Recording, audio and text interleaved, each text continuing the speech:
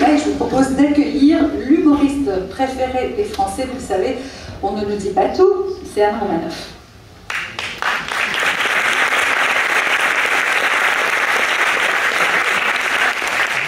Alors, il y avait les présidentielles, il y avait 10 candidats, on en a éliminé 8, on en a gardé 2, on a repris le même.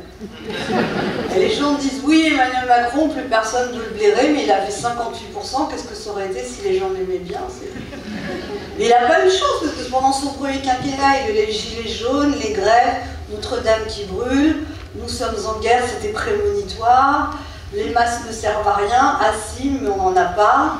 Après, il y a eu des masques, après, il fallait faire tester, il n'y avait pas de test, après, il n'y avait pas de vaccin, après, il y a eu des masques, des tests, des vaccins, et maintenant, il n'y a plus de moutarde.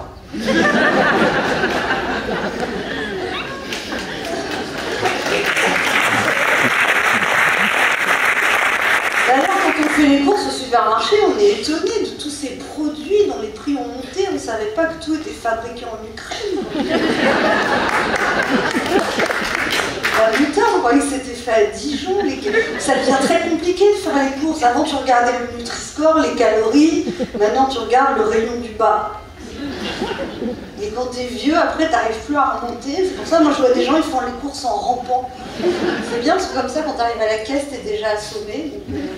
Non, mais non, les supermarchés nous aident contre la vie chère. Ils n'arrêtent pas de nous dire on lutte contre la vie chère. Par exemple, ils font les prix bloqués. Tu vois les prix bloqués, tu t'aperçois que c'est bloqué, mais un prix qui est déjà cher.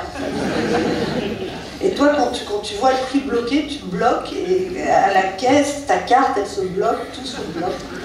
Ils font aussi des promotions, vraiment, le deuxième produit, moins 50%, le troisième, moins 80%, le quatrième, gratuit. Bon, l'autre fois, comme ça, je suis revenue avec 4 litres de gel douche à la pêche. Il paraît que cet hiver, on aura peut-être plus d'eau chaude, mais moi, j'aurai des gels douche. On me dira, oh, tu sens bon la pêche? J'ai dit oui, parce que l'eau était trop froide, j'ai pas pu me rincer. Ça change tout, cette histoire de prix. Maintenant, tu te rends compte que tu dis, oh, j'ai rencontré un mec, il était blindé, c'est incroyable, il m'amène en week-end, à la campagne, à 1 heure de Paris, en voiture. Il est riche, tu sais, j'ai lu, il y a des capsules de café. Et je trouve que Emmanuel Macron, il a été courageux avec Poutine, parce que l'autre, il avait déjà sorti ses chars. Et Macron, il a été lui parler, il pensait qu'en lui disant la violence n'est pas une solution, la guerre c'est le mal, il pensait que Poutine, il l'aurait écouté, il aurait fait. Mais oui, en fait, Poutine, il a écouté Macron, il a fait avec son regard de veau froid au lit, et quand Macron est parti. Moi j'étais soulagée que Mélenchon n'ait pas été au deuxième tour, parce que Mélenchon, s'il avait été voir Poutine, ça m'aurait fait peur, il est un peu nerveux, mais il m'aurait dit, je vais lui dire ma façon de penser, et Poutine, quand Poutine est énervé, Poutine, pouvoir appuyer.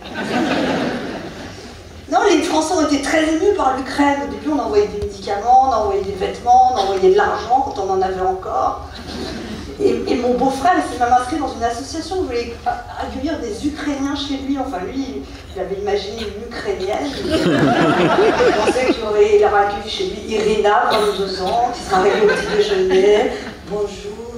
Oh, c'est très gentil, vous, d'accueillir moi.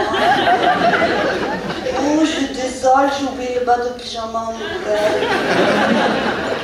En fait, ma soeur, elle a été à l'association, elle a choisi elle-même, ils n'ont pas eu Irina, ils ont eu Olga. Sa grand-mère, elle, c'est pas le pyjama qu'elle a oublié en Ukraine, c'est son dentier. Merci de l'accueillir, moi, merci. Et elle était très gentille, Olga, ils l'ont gardée 1 semaine. Après, mon frère, il a dit, pour la mettre chez ta mère, ça lui ferait une copine. Non, mais c'est bien, parce que maintenant, en fait, le Covid a repris, mais tout le monde s'en fout, en fait. Parce que c'est vrai, c'est con un virus, quand t'as peur qu'une bombe te tombe sur la gueule, en fait. Vladimir a guéri le Covid. Regardez, là, plus personne n'a de masque. Les seuls qui ont des masques, c'est ceux qui ont le Covid et qui voulaient sortir quand même.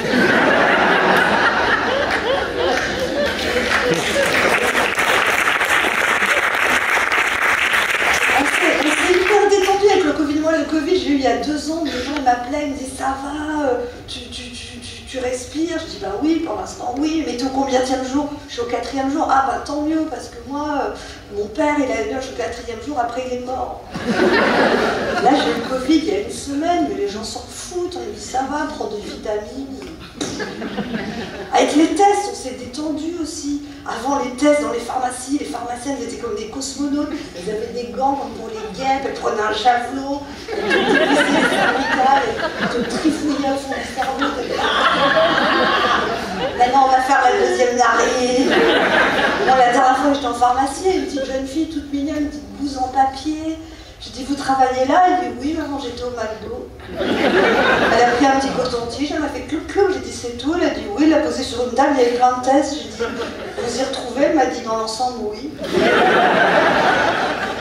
Maintenant, il y a les autotests, tu le testes toi-même, tu veux le coton-tige, tu le touilles, tu verses sur le test de grossesse, s'il y a un trait, ça va, s'il y a deux traits, ça va pas, mais tu n'es pas obligé de le dire. Par exemple, c'est la personne pour regarder les enfants. Mais maman, il y a 2 traits, je ne dois pas aller à l'école. Non mais chérie, ça a changé, maintenant 2 traits, tu peux aller à l'école. Maman, c'est une déclaration sur l'honneur. Je sais, chérie, on va demander à papa de la signer. Et au contraire, si tu n'as qu'un trait, tu prends un stylo de la même couleur, tu fais un 2e trait, pour plus de crédibilité, un 3e, tu appelles au bureau au WhatsApp, tu dis mauvaise nouvelle, là j'ai 2 variants en même temps. J'ai vu avec la Sécu, c'est très dangereux pour se protéger, je reviens le 15 janvier. Avec les masques, on s'est détendu, au début on avait maintenant les masques. Tu vas chez des gens qui ont des enfants, il y a plein de masques qui traînent partout. Tu veux voir quelqu'un à l'hôpital, tu regardes dans les masques qu'il y a, t'en prends un, tu essaies de voir à l'œil nu s'il y a du virus. Tu fais comme les hommes avec leur slip quand ils savent pas.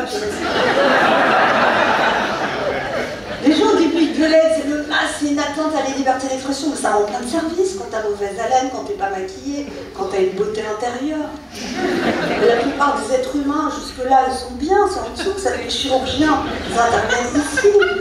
Et combien de fois pendant le confinement, moi j'ai vu un mec au général, il est pas mal, ah, faut le remettre.